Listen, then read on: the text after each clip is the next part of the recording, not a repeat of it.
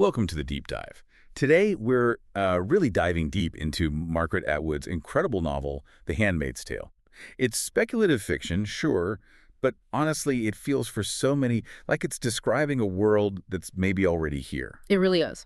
And our goal today is to try and, quickly boil down what the academics are saying about it. We're sort of skipping the plot summary to get right to the core stuff. Yeah, the analysis. Right. How the sources link Gilead's, rigid structure to what's happening now, global rights movements, political shifts, gender development, all of it. And the sources, they jump right in, painting Gilead as this frankly horrifying totalitarian theocracy. It's built on these really strict separate gender roles, state-enforced, giving wildly different amounts of power. Or maybe less power, really, for women. Subjugation, absolutely. And it starts with the body, doesn't it? The novel sets this up, the slide into oppression, with that one devastating line from Offord. She's thinking about the before times. Oh, I know the one. Something could be exchanged, we thought. Some deal made, some trade-off. We still had our bodies. That was our fantasy. That line just hits so hard because it connects the fiction straight to, painful reality, doesn't it? Yeah. You don't have to look far to see that idea. Yeah. That the body is the battleground in today's news. Exactly. The analysis we looked at, it cites examples all over the place. Headlines from global protests demanding bodily autonomy, and these really contentious court rulings, like the U.S. Supreme Court overturning Roe v. Wade. A huge shockwave. A massive one worldwide, and that's why the novel is still so vital. It's less a warning about what could happen and more about what is happening. Okay, right. So let's unpack this. We really need to start with the atmosphere, the setting they create, and how Atwood uses language itself to show that confinement. She does it brilliantly, right from the start. In the Red Center, the old school gym where the handmaids are trained, Offord's descriptions keep shifting in time. Yeah, she talks about things that were there. Exactly. The basketball nets that were there, the memories of dances they had once been to in that gym, and then she says, we yearned for the future. That constant back and forth between past freedom and this longing for something else.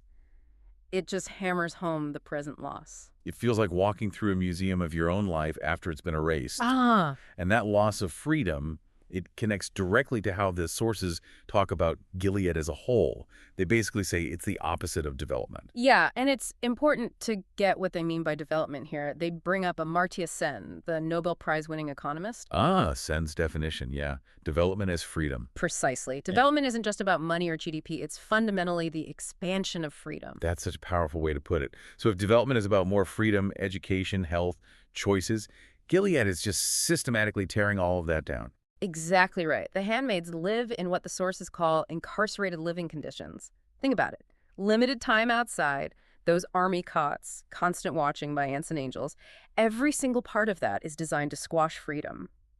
So yes, it's systematically anti-development. The regime isn't just stuck. It's actively rolling back human progress. And you see that rollback so clearly in the rigid gender roles. At first, Offord sees this sharp divide. Handmaids are for reproduction. Marthas are for production, cooking, cleaning, domestic stuff. But what's really fascinating, and the sources point this out, is that even inside that oppressive system, there are layers.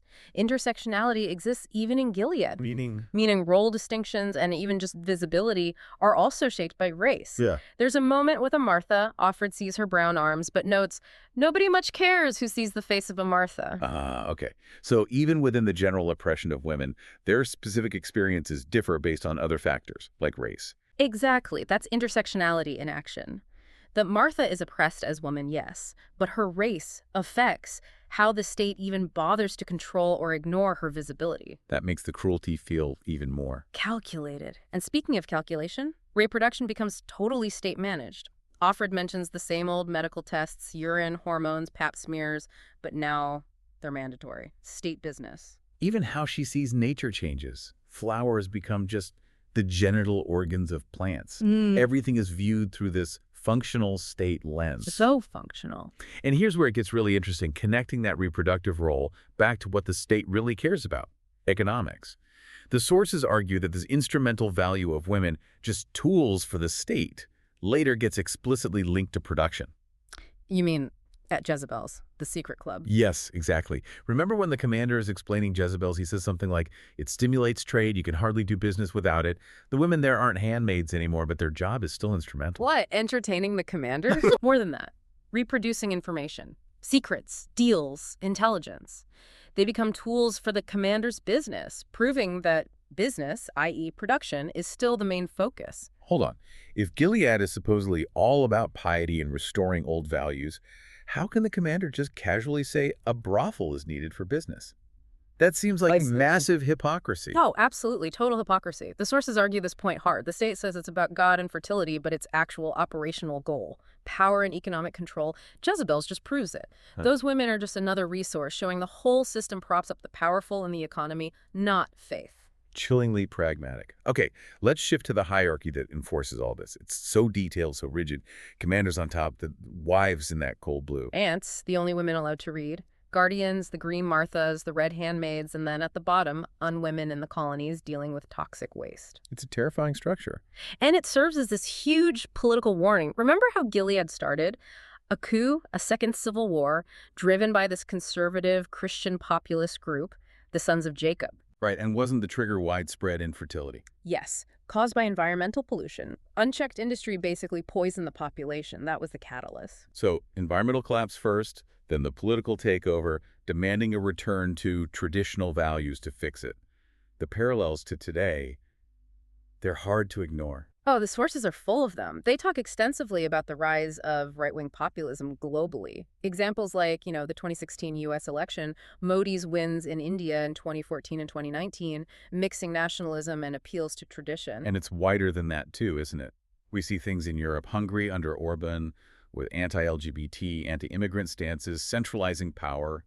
Poland's shift with very restrictive abortion laws. Austria's anti-immigrant sentiment. It's a pattern the sources track. Populist leaders promising betterment, but delivering it through enforced tradition and hierarchy. And the novel warns us not to just let it happen. Exactly. The sources nail the warning using two key Atwood quotes. First, the lie of the new regime.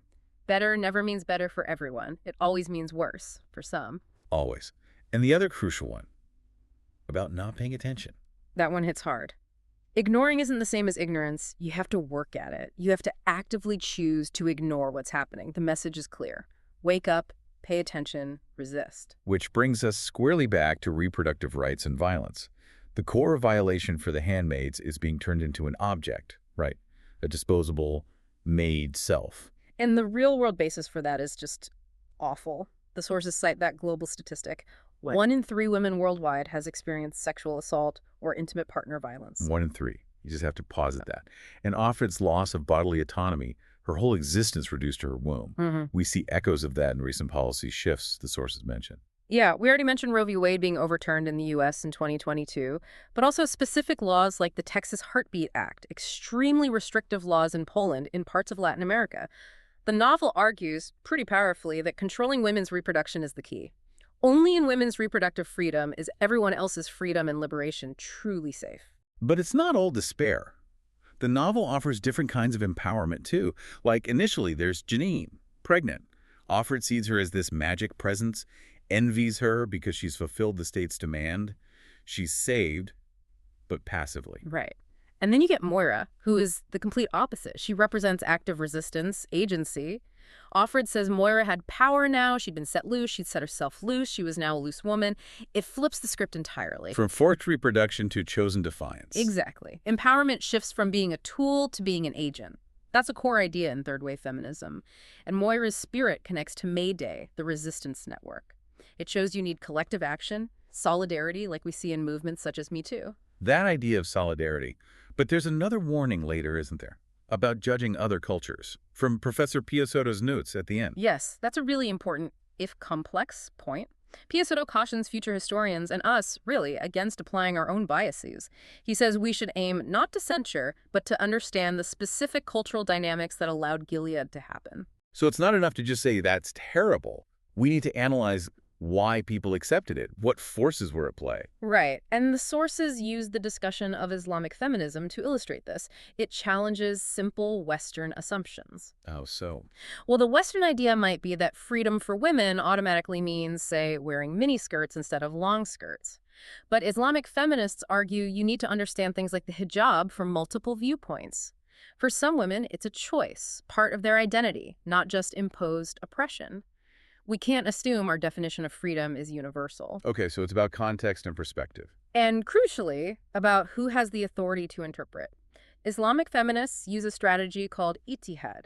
Which means? It means the independent effort to reread and interpret their foundational religious texts, like the Quran, through a gender-aware, liberating lens to challenge inequality. It's about reclaiming the power to define your own faith and rules. Which is the absolute opposite of Gilead, where Offred is forbidden to read the Bible herself.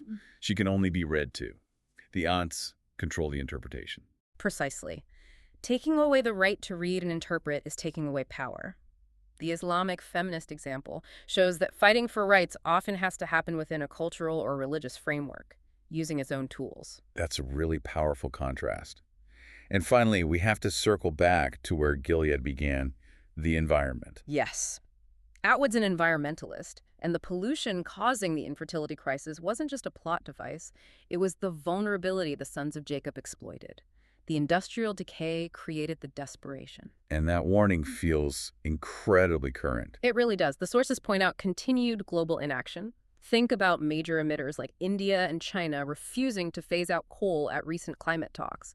We're still dealing with, and honestly worsening, the very environmental issues that paved the way for Gilead. The roots of the problem are still there. So, wrapping this up for you, the listener, The Handmaid's Tale gives us this framework, doesn't it? For looking at our world right now. It's a warning about complacency, about how rights can erode slowly, about rigid hierarchies taking hold, and about ignoring environmental crises at our peril. And the key lesson, maybe the scariest one, is that it happens gradually. It's not sudden. Offred thinks nothing changes instantaneously. In a gradually heating bathtub, you'd be boiled to death before you knew it. That's the danger. The need is for constant awareness, active resistance, even against small backward steps. But the sources also emphasize resilience, hope. The story lasts because it's also about kindness, friendship, finding strength together, even in the darkest of places. So we'll leave you with this thought, pulling it all together. What systems of control may be disguised as order or making things better, or even just how business is done? What systems might you be getting used to becoming complacent about right now?